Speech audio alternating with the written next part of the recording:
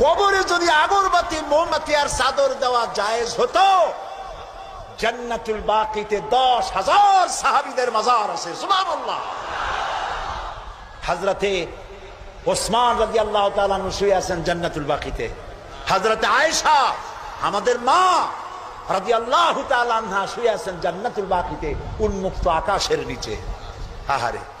হযরতে আব্দুল্লাহ ইবনে মাসউদ রাদিয়াল্লাহু তাআলা আনহু শুয়ে আছেন জান্নাতুল বাকিতে। চাদর নাই, আগরবাতি নাই, মোমবাতি নাই, কিচ্ছু নাই।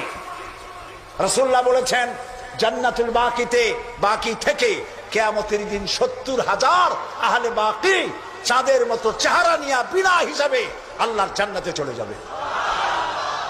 ওইখানে চাদর নাই। আর আমরা আমাদের দেশের পীর সাহেবদের মাজারে চাদর দিয়ে, আগরবাতি দিয়ে, মোমবাতি দিয়ে সর্বনাশ করছি। প্রিয় ভাই সব, এটি শিরক, এটা জীবনেও আমরা আর করবো না। রাজি আছেন?